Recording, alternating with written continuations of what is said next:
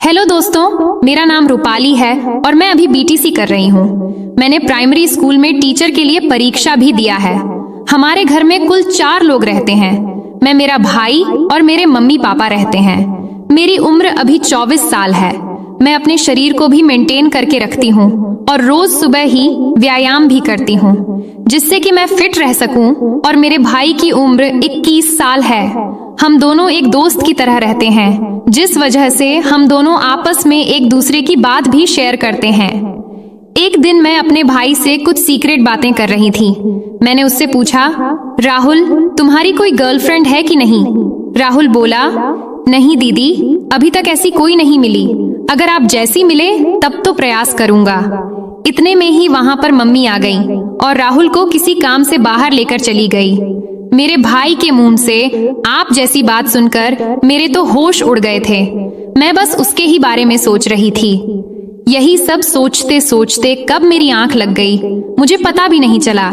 फिर जब मैं उठी तो मैंने देखा घर में कोई भी नहीं था। शायद मम्मी और राहुल अभी तक नहीं आए थे। फिर मैं बाथरूम में जाकर नहाने लगी। तभी माँ और राहुल भाई मार्केट से आ गए तो मैं उसके पास जाकर बातें करने लगी।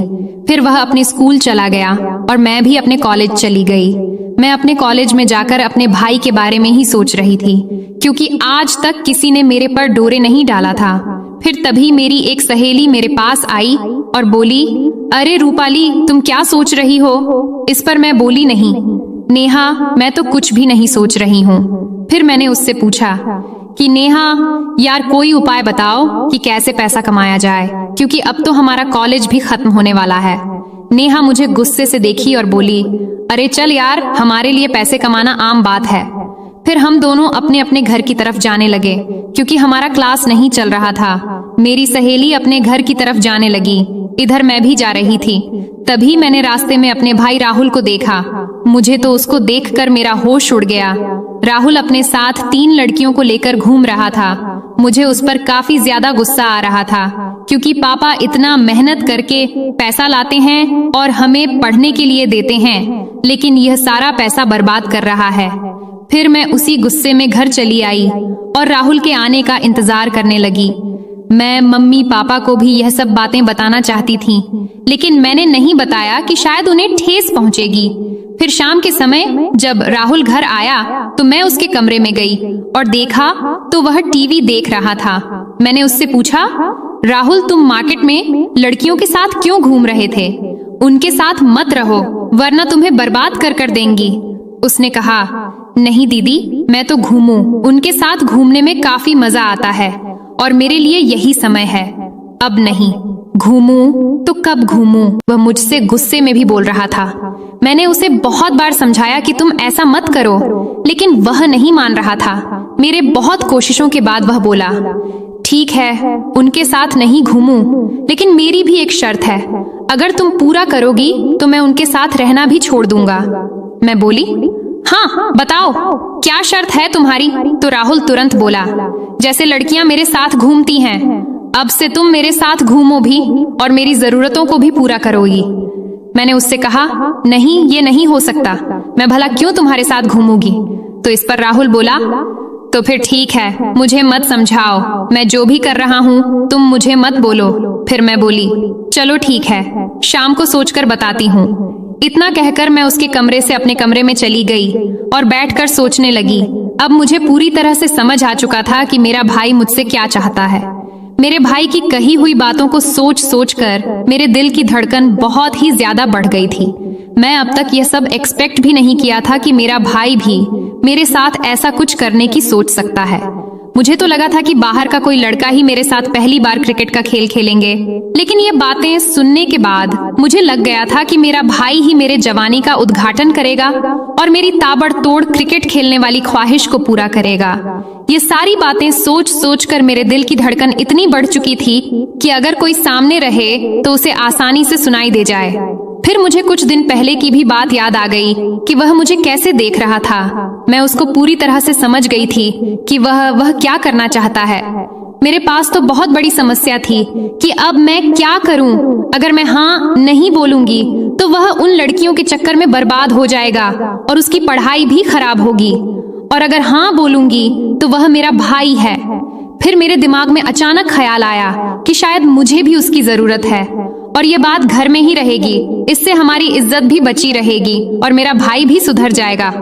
यही सब सोचते सोचते मैं सो गई। फिर जब मैं सुबह उठी तो राहुल के कमरे में चली गई। अब मैं भी उसके लिए बेताब हो रही थी। फिर मैंने उससे कहा, ठीक है राहुल, मुझे तुम्हारी शर्त मंजूर है, लेकिन चलो पहले हम शॉपिंग करेंगे, बाद में तुम्हें जो करना है वह कर लेना। फिर मैंने उससे कहा कि यह बात बाहर किसी को पता नहीं लगना चाहिए और तुम उन लड़कियों के साथ भी आज के बाद मत दिखाई देना। वह बोला, ठीक है, आज के बाद आप जैसा कहोगी मैं वैसा ही करूंगा। लेकिन मैं वर्षों से इस दिन का इंतजार कर रहा था। आज वह दिन आ ही गया। फिर मैं मम्मी के पास चली गई और नाश्ता बनाने लगी। चूंकि आज रविवार था तो हमें कहीं नहीं जाना था। फिर मैं, पापा और राहुल नाश्ता करने लगे और उसके बाद मैं और राहुल शॉपिंग करने चले गए।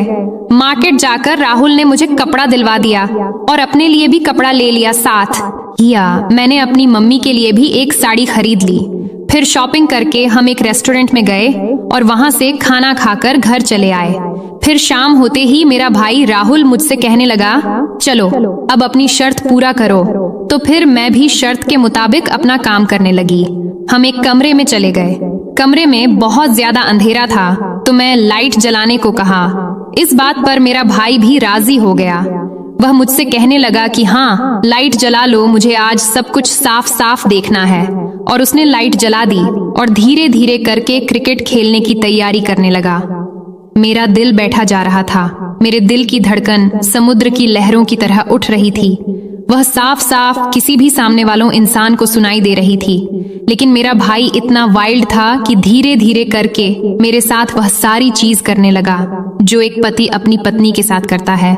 राहुल को मैं नहीं, बस उसकी ख्वाहिश से ही दिख रही थी। वह किसी भी हालत में अपनी ख्वाहिशों को पूरा करना चाहता था, जो कि उसने किया। और वह बहुत देर तक मेरे साथ क्रिकेट का मस्त वाला खेल खेलता रहा। उस दिन पहली बार मेरे भाई ने मेरे साथ क्रिकेट की 3 परियों का जबरदस्त ताबड़तोड़ खेल खेला था। उसके बाद जो होना था वह हो गया। मेरा भाई भी काफी खुश था और साथ साथ मुझे भी काफी खुशी मिली। अब मेरा भाई बहुत ज्यादा सुधर गया है। वह किसी के साथ घूमता भी नहीं है, सिर्फ पढ़ाई करता है और शाम को मेरे साथ क्रिकेट की पारी खेलता है। इस तरह से हम लोग खुशी खुशी रहने लगे। मुझे भी मजबूरी में ये सब करना पड़ा था, लेकिन इसमें मेरा कोई भी घाटा नहीं था क्योंकि मुझे भी मजा तो मिल ही रहा था। लगभग 4 महीने बाद मेरा स्कूल टीचर का ज्वाइनिंग लेटर आ गया और मैं वहां चली गई। अब हमारा परिवार भी अच्छे से चलने लगा था। तो दोस्तों, ये कहानी कैसी लगी कमेंट करके जरूर बताएं। वीडियो अच्छी लगी तो लाइक करके चैनल को सब्सक्राइब करें। मिलते हैं अगली वीडियो में, तब तक के लिए धन्यवाद।